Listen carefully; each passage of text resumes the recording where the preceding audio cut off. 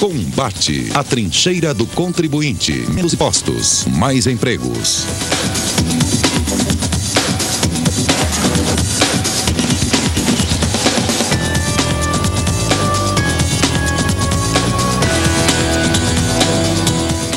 Boa noite, amigos e amigas. Estamos iniciando o novo programa Combate, um programa da Confederação Nacional de Serviço.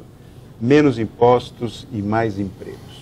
Hoje temos a grande satisfação de receber o meu amigo Toninho Marno Trevisan, um experiente membro, inclusive, do Conselho Nacional de Desenvolvimento, né? E que é presidente da Trevisan Escola de Negócios. Muito obrigado por estar conosco, Antônio. Prazer em vê-lo, Toninho. Obrigado, Luiz. Prazer estar aqui.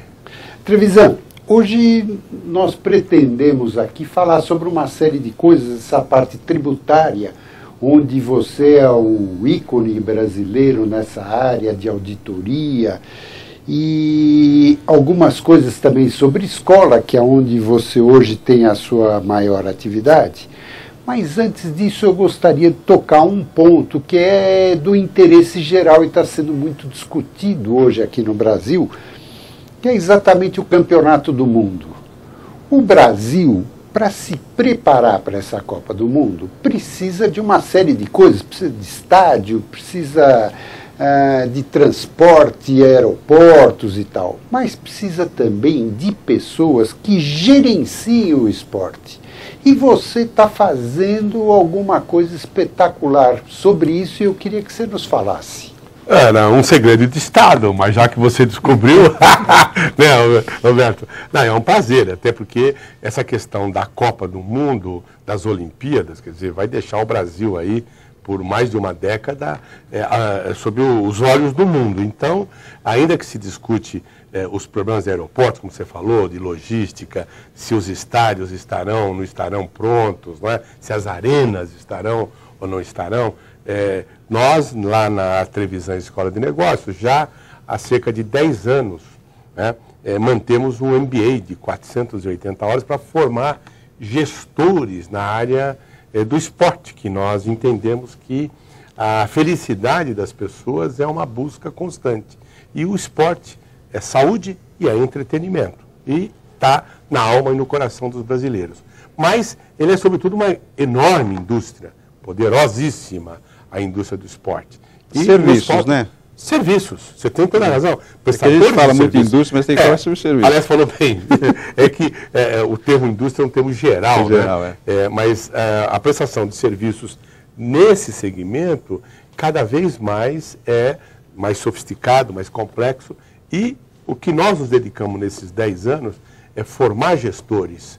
Todos os anos, nesses 10 anos, nós formamos de 40 a 80 gestores no Brasil que estarão dentro da Copa do Mundo, nas Olimpíadas, fornecendo, atendendo, dirigindo clubes, dirigindo entidades do esporte, dirigindo academias. Quer dizer, o Brasil, com a sua condição nova de um país que está se encaminhando para o primeiro mundo, mais e mais pessoas estão vivendo mais tempo, por isso a aposentadoria, de todas as maneiras, tem permitido que as pessoas possam tirar partido disso, vão procurar clínicas especializadas, vão procurar academias de esportes para continuarem com mais saúde. Daí essa demanda por pessoas que possam, sejam empresariar negócios na área do esporte, na sua grande e na sua ampla variedade, seja dirigindo clubes, né? Que o Brasil é pródigo, naturalmente, nesse tema. E a Trevisan Escola de Negócios produziu um programa já, portanto, um MBA, onde nós temos ex-atletas, por exemplo, a Magic Paula foi nossa brilhante aluna, hoje ela é gerente de esportes da Petrobras, né? E outros tantos ex-jogadores que buscam uma formação para os seus próximos 40 anos de vida que tem pela frente. Inclusive, nos esportes competitivos, a participação hoje de patrocínios é muito grande, aumentou uma coisa fabulosa. Isso é que vai dar para o Brasil, daqui a alguns anos, ele ser mais competitivo nas Olimpíadas e coisas semelhantes, né? Por conta do interesse econômico, né, Roberto? É muito forte, né? Mais do que nunca fica claro que uma companhia, uma empresa de serviços que alia sua marca a um time de futebol, um time de basquete, a um time de vôlei, né? Ou aos chamados esportes de alta complexidade, né? Jiu-jitsu e outros tantos, esgrima, por exemplo, que aliás foi a opção da própria Petrobras atuar exclusivamente nesse tipo de esporte. Qualquer um deles carrega para a companhia uma imagem extremamente positiva e dá uma visibilidade que talvez nenhum outro meio oferece. Agora, na área futebolista, eu acho que muitos dirigentes não passaram pela tua escola, né? Então, olha, tem alguns ali, você sabe que tem o presidente do Botafogo, e está indo muito bem o Botafogo, né? É verdade. Nosso aluno acabou de se formar. Ótimo, então você precisa chamar mais gente. Lá no Rio de Janeiro, na nossa unidade do Rio de Janeiro. O Maurício, ele é um craque, viu? Tem mais. Então, aliás, eu convido todos os outros que quiserem se matricular, geral, por favor, vão lá participar do nosso MBA, que eu tenho certeza que os senhores conseguirão ser melhores presidentes. Muito bom. Tony, outra coisa, falando um pouquinho dessa área de qualificação, além dessa parte especializada que você tem na área de esporte, um dos projetos que hoje o governo está implementando é a de qualificação profissional para atender a demanda, inclusive, que existe nos vários setores. E criou o Pronatec. Eu não sei se você está um pouco a par do processo do Pronatec. O que você acha desse projeto do Pronatec? Ele vai absorver a necessidade da mão de obra qualificada? Olha, Luiz, você tocou num ponto que eu acho que o setor privado, quando você fala no Pronatec, quando você me fala numa Brás qualquer que vai resolver o problema do ensino técnico no Brasil, eu começo a tremer.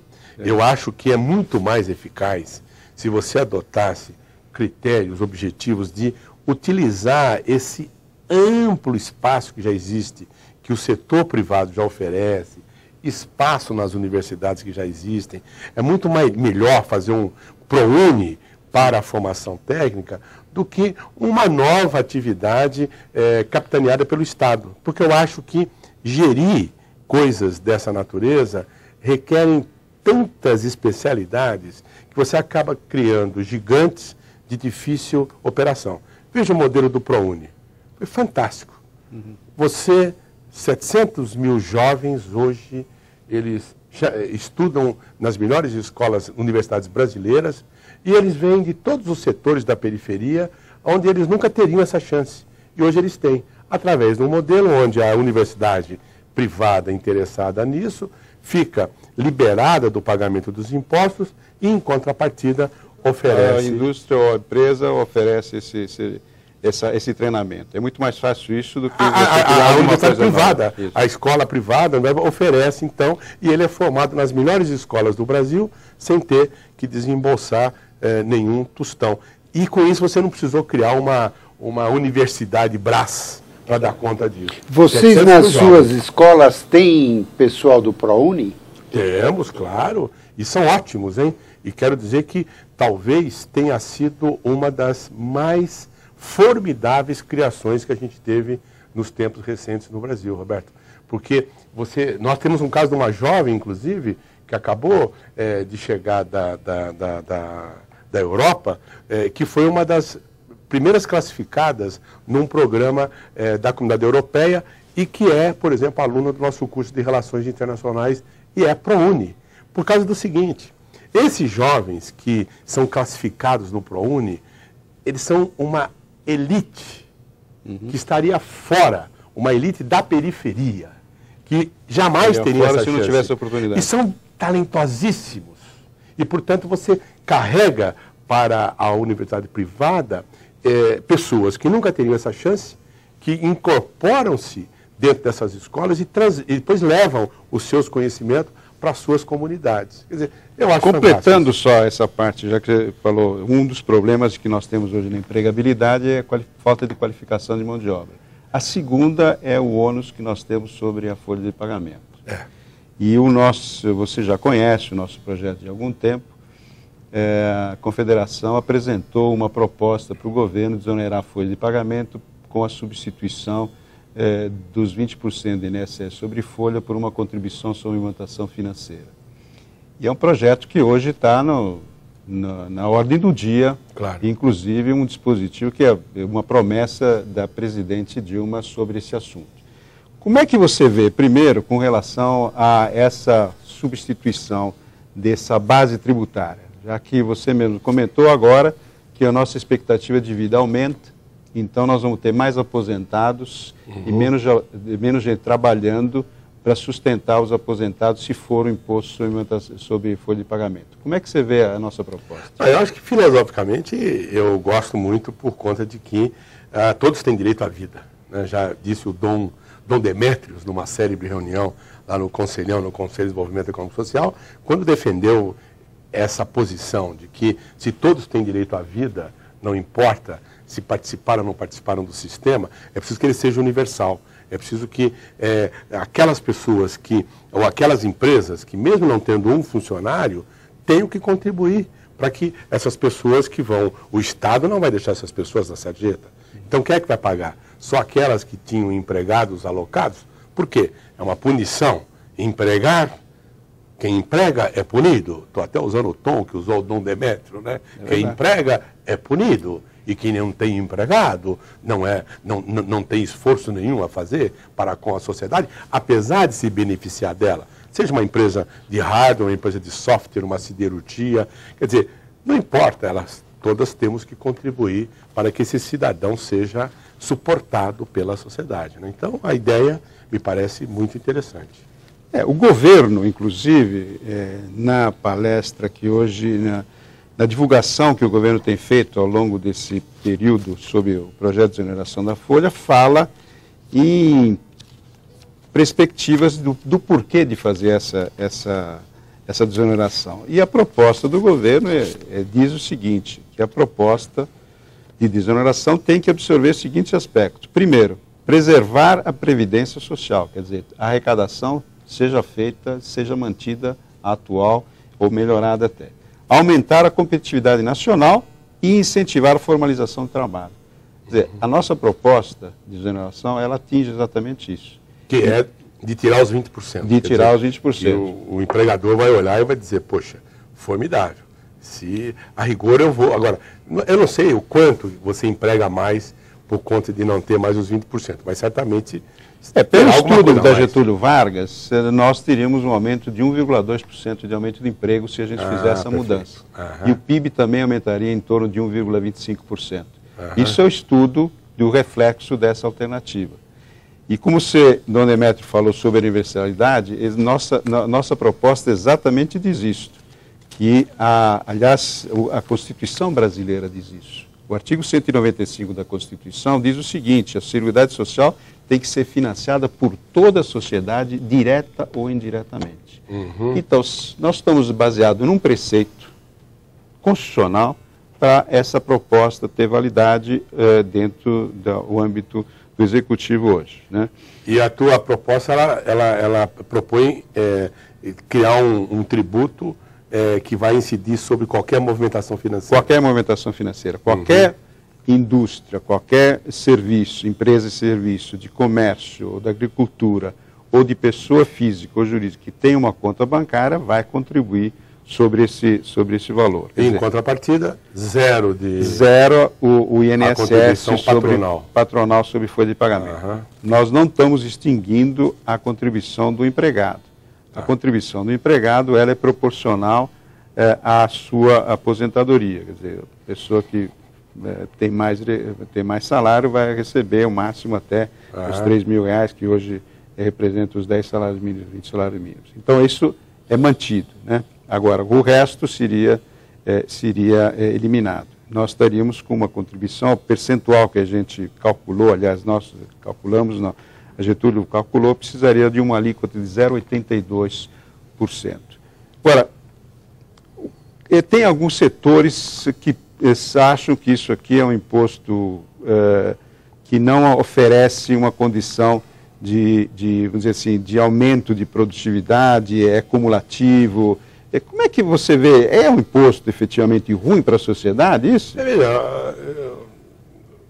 Eu acho assim, o imposto tem que ser simples, Luigi. Acho que o melhor imposto é o imposto que é simples. Se ele atende essa primeira questão, as eventuais, digamos assim, os eventuais fatores negativos que possam existir, o próprio sistema tem que procurar corrigir. Talvez a grande vantagem desse é que é o único que vai tributar importação, no sentido geral. Quer dizer, entrou mercadoria, na hora que você comprou aquela mercadoria, você pagou, você está tributando. Talvez seja o único imposto. Isso é uma coisa bacana que eu vejo nesse tributo, né? Agora, os setores que têm maior incidência de matérias-primas e não emprega, eles pagarão mais. Mas aí me parece justo, não é? E é possível que você possa ter uma vantagem, porque na medida em que aqueles setores que produziram insumos para essa cadeia produtiva, por terem sido liberados do custo da folha de pagamento, eles certamente serão mais competitivos, eles estarão eventualmente produzindo mais por um preço menor, em que, de certa forma, esses setores vão ser beneficiados. Mas o melhor de tudo, eu acho que é a geração de mais emprego, né? E você permitir que certos setores, e eu cito o próprio setor de serviço, seria beneficiado, sim. Mas com uma vantagem, como diz o nome, né? Quem presta serviços lida com gente que é contratada.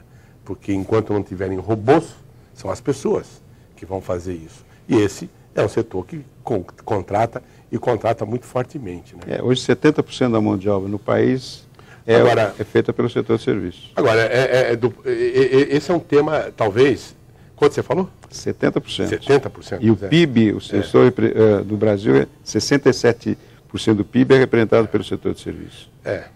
Interessante. Agora, o tema CPMF, que estaria embutido nesta proposta, né?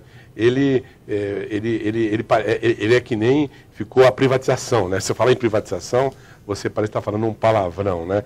E eu não vejo mal nenhum na privatização para certos setores, ela é ótima, né?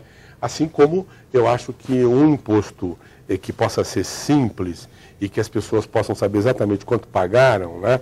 Ele é muito bom, porque ele transmite um sentimento de cidadania que tributos indiretos não permitem. As pessoas não sabem que tem um custo, digamos assim, dentro da água que tomam, da mercadoria que compram, relativo a esse imposto que está em cima da folha de pagamento. Não é? As pessoas não sabem de quanto, ninguém sabe quanto é que tem em cada produto que ele está consumindo, né?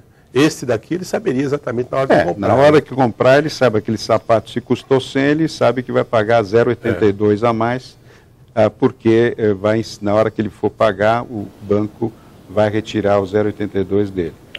Um dos aspectos que eu vejo, Trevisan, também muito importante, é que hoje no Brasil nós temos 50 milhões de pessoas que fazem parte do INSS, né? E por outro lado, nós temos mais de 100 milhões de pessoas em idade produtiva. Então, essa grande diferença que o Brasil tem entre pessoas que estão realmente com os seus direitos assegurados no aspecto de aposentadoria, iria aumentar muito, né? Porque toda essa parte que nós temos hoje de pessoas que não estão registradas, elas acabariam indo para o lado formal da economia, né? Isso é um ponto extremamente relevante, né? Porque as estatísticas, quando você formula políticas públicas, você formula em cima de dados. Quanto melhor for a contabilidade, ou a accountability do governo, melhores serão os programas de governo. E a pior coisa para uma nação é quando ela tem a chamada informalidade, porque isso não entra nas estatísticas. E ao não entrar nas estatísticas, você acaba formulando políticas públicas viciadas, erradas, etc., né, Roberto? Por outro lado, também eu acho que a maneira como o Brasil está se posicionando frente às demandas novas, frente ao crescimento que ele tem experimentado, é natural que as pessoas sejam cada vez mais formalizadas, né, do ponto de vista da sua relação de emprego. Diz uma coisa, você que participa do Conselhão já há muitos anos e tem participado ativamente, inclusive até como conselheiro do presidente Lula, participou, né? Como é que você vê dentro desse ambiente, tanto empresarial, mas também laboral, com relação às centrais sindicais? A nossa proposta, veja bem, ela não faz com que nem o seletizado, pessoa registrada, e nem o aposentado pague essa conta. Nós vamos, no caso do empregado, o empregador aumentará o salário do funcionário todo mês em 0,82, que é a alíquota que nós estamos propondo, que quando ele for no banco do caixa retirar o dinheiro, ele efetivamente receba o líquido e não pague essa conta. E o aposentado, já na CPMF já acontecia isso, o governo pagava para o aposentado a CPMF. Como é que você vê dentro desse ambiente empresarial e principalmente no ambiente laboral, existe você acha que essa proposta é mal vista ou bem vista ou está neutro? O que eu tenho percebido nos dirigentes, nas lideranças das centrais sindicais, dentro do Conselhão, praticamente todos estão lá presentes, né?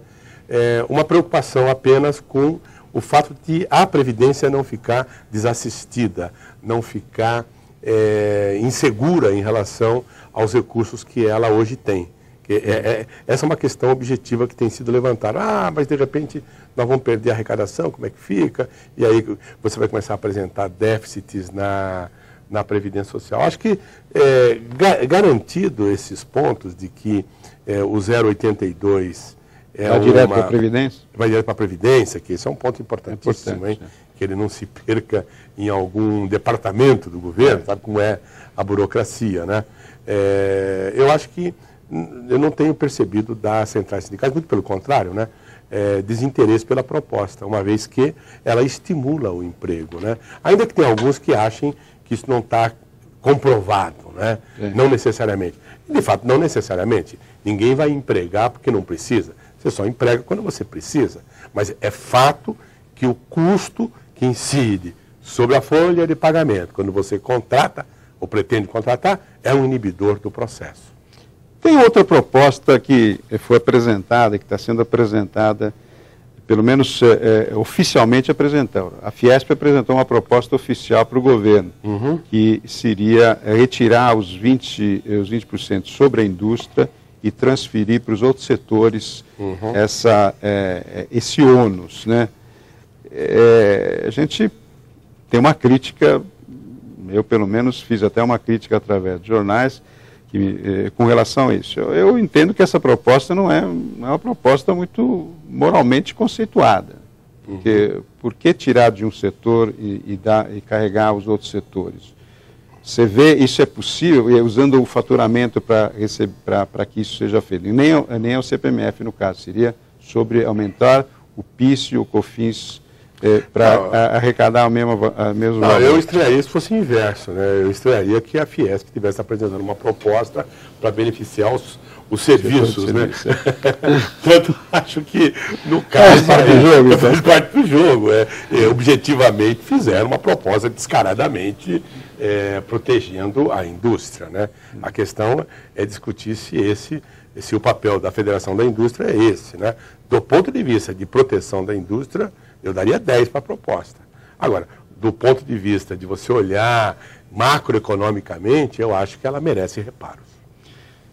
Nossa proposta, como eu falei, é uma proposta não setorial, é uma proposta genérica. É verdade. Defesa dentro de um novo conceito de tributo, que é um conceito sobre a universalidade desse tributo. Como alguém que ao longo desses 30, 40 anos tem estudado questão tributária, eu vejo com simpatia. Isso não é de hoje, né? Eu vejo com simpatia a sua proposta, né? Porque ela é simplificadora, não é? O que ela não pode, e nós não podemos deixar o cidadão brasileiro correr nenhum risco de que seja mais um imposto. Sim, isso nós somos contra também. Não, seria um desastre, por exemplo. Eu concordo também que não dá para discutir, vamos fazer o seguinte, vamos fazer uma proposta meio a meio.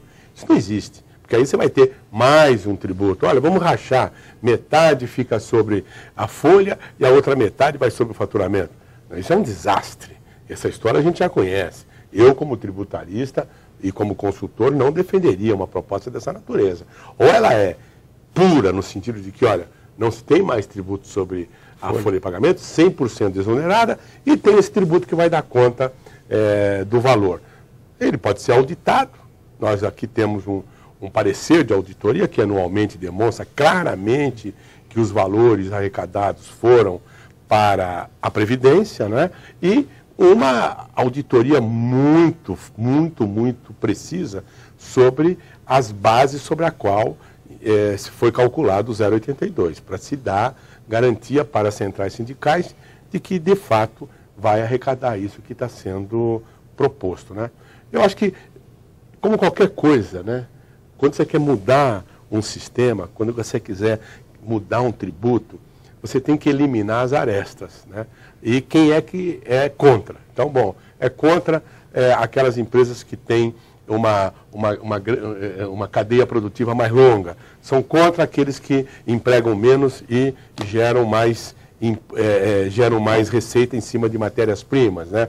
Então, tem que se trabalhar esses setores para mostrar para eles a vantagem que eles terão de outra maneira, né? Para você poder eliminar aqueles que poderão detonar a proposta, né? Essa parte estratégica ela é importantíssima, Trevisan, e foi muito bom as suas colocações hoje aqui. Nós estamos encerrando o nosso programa, o nosso tempo acabou. Muito obrigado, Luigi, muito obrigado, Trevisan, e muito obrigado a você, nosso telespectador, por ter nos dado esse tempo para escutarmos o grande Trevisan falando sobre impostos e sobre educação. Muito obrigado. Combate, a trincheira do contribuinte. Menos impostos, mais empregos.